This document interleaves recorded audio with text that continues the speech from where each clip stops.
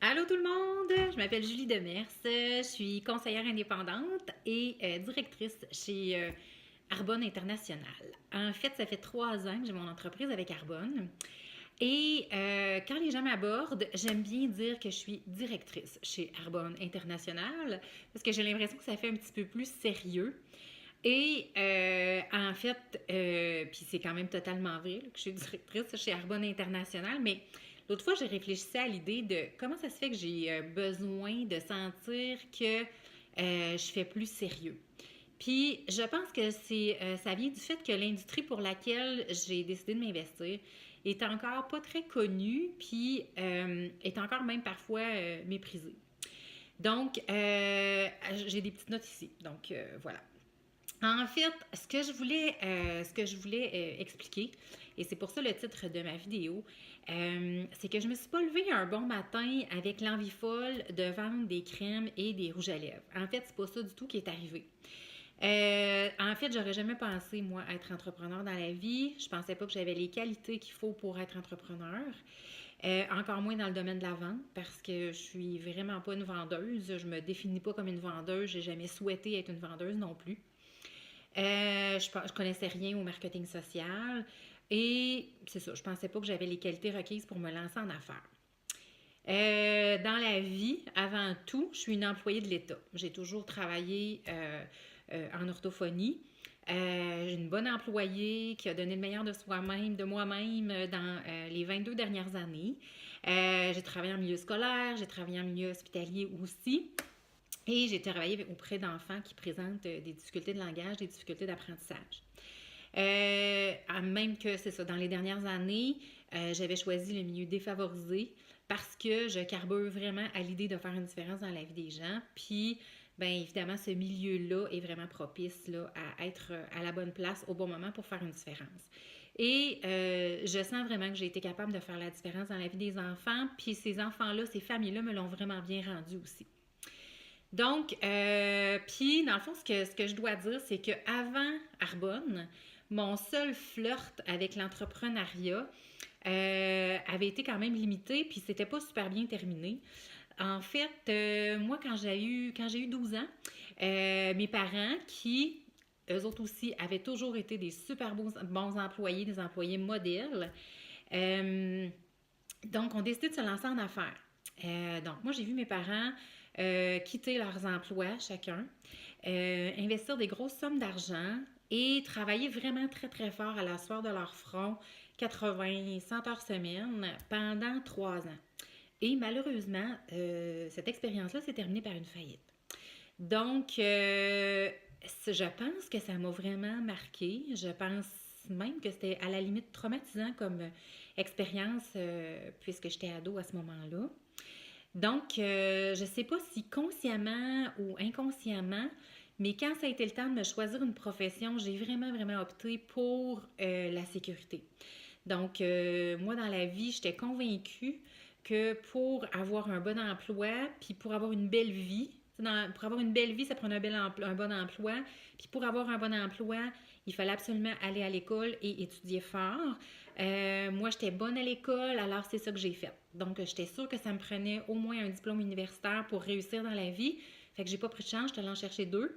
Donc, je suis allée chercher un bac puis une maîtrise en orthophonie. Puis c'est comme ça que j'ai commencé à travailler pour le gouvernement parce que c'était super sécure comme conditions de travail, fonds de pension et tout ça. Mais à un moment donné, j'ai voulu plus dans la vie.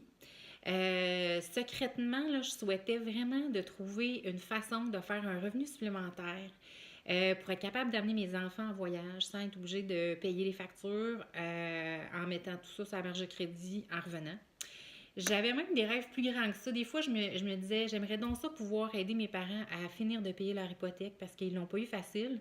Et j'aurais donc aimé être capable de leur donner un petit peu plus de liberté financière.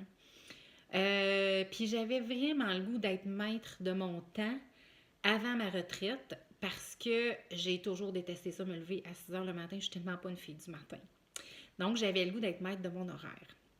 Fait que quand Tarbonne est arrivé dans ma vie, par le biais d'une collègue, orthophoniste aussi, Sincèrement, au début, j'étais sceptique, j'étais craintive. Je connaissais rien, moi, au marketing social, comme je l'ai dit. Je me suis vraiment demandé si c'était légal. Je me suis demandé si c'était pyramidal. Je me suis demandé si la compagnie qu'elle me proposait était crédible et fiable. Puis, je me suis vraiment demandé si tout ce qu'elle me racontait était vraiment possible. Parce que sincèrement, ça avait l'air trop beau pour être vrai. On parlait de bâtir une entreprise à temps partiel et d'être capable de gagner des revenus qui dépassaient largement les revenus que je faisais à ce moment-là comme orthophoniste. Mais malgré mes craintes, en fait, j'ai fait mes recherches. Je suis une fille, je suis une universitaire, donc tu sais, j'ai fait mes recherches et je me félicite aujourd'hui d'avoir été curieuse, d'avoir fait mes recherches, d'avoir découvert que le marketing social, c'est pas un modèle d'affaires qui est parfait, mais c'est parfait pour les poules mouillées.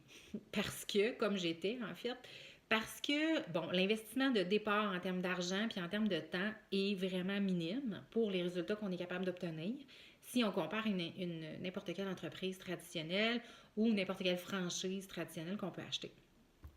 Ensuite, j'avais pas besoin de quitter ma sécurité d'emploi, qui était super importante pour moi. Mais c'est sûr que j'aurais jamais quitté ma job sans avoir d'autres choses pour me backer financièrement. Et je pouvais finalement bâtir cette business-là à temps partiel, puis profiter de l'effet levier que le modèle d'affaires permet, parce qu'il est basé sur la création d'un actif qui va générer des revenus résiduels. Ça, cet aspect-là, je vais vraiment en traiter dans une prochaine vidéo parce que c'est quelque chose que je pense qu'il a vraiment besoin d'être bien expliqué, bien compris. Donc, finalement, ça fait 3 ans que j'évolue dans un milieu où j'ai rencontré plein de femmes, des centaines de femmes, quelques hommes aussi, bien sûr, qui, comme moi, avaient aucune expérience d'affaires au préalable, mais qui se sont rendus au sommet de l'entreprise et qui gagnent beaucoup plus d'argent que ce que mon emploi d'orthophoniste m'aurait jamais permis, finalement. On sait que l'argent, ça ne fait pas le bonheur, c'est sûr. Par contre, l'argent, c'est un outil qui permet plus de liberté. Liberté de choix et liberté de temps. Donc, pour moi, ça, c'est vraiment quelque chose de super précieux. Donc, jusqu'à maintenant, au bout de 3 ans, oui, mes efforts m'ont permis de gagner un revenu supplémentaire, mais vraiment, vraiment plus que ça.